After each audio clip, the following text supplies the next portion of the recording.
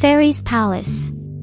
Once upon a time, in a land far, far away, there lived a kind and gentle king named Alaric. King Alaric ruled over his kingdom with compassion and wisdom, and his people loved him dearly. His kingdom was a beautiful and prosperous place, full of lush green forests, crystal clear rivers, and majestic mountains. One day, while out hunting in the woods, King Alaric stumbled upon a hidden clearing. In the center of the clearing stood a magnificent palace, unlike anything he had ever seen before. The palace was made of pure white marble and was surrounded by a beautiful garden filled with flowers of every color. Curiosity getting the better of him, King Alaric approached the palace and knocked on the door. To his surprise, a group of fairies answered the door. The fairies welcomed him warmly and invited him inside. Please like, share and subscribe my channel for more exciting stories. The inside of the palace was even more breathtaking than the outside. The walls were adorned with intricate carvings, and the floors were made of shimmering gold. In the center of the palace, there was a large throne made of pure diamond, and sitting on the throne was the Fairy Queen. The Fairy Queen greeted King Alaric and asked him what brought him to her palace. King Alaric explained that he had stumbled upon the palace by accident and had come to marvel at its beauty. The Fairy Queen smiled and offered to give King Alaric a tour of the palace.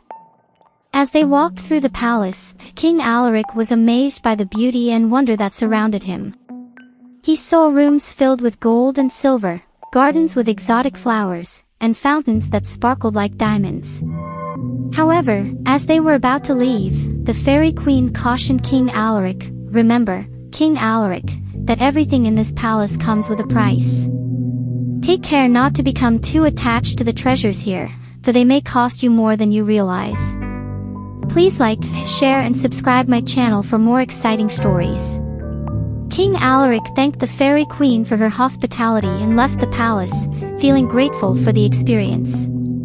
However, as he journeyed back to his own kingdom, he found himself thinking more and more about the wonders he had seen in the Fairy Palace. He longed to possess the treasures of the palace and felt that his own kingdom was lacking in comparison. Days turned into weeks, and weeks turned into months, but King Alaric could not get the Fairy Palace out of his mind. He became consumed with envy and greed, and eventually, he made up his mind to return to the palace and take what he felt was rightfully his. When he arrived at the palace, the Fairy Queen was waiting for him. "I warned you, King Alaric, that everything in this palace comes with a price," she said sadly.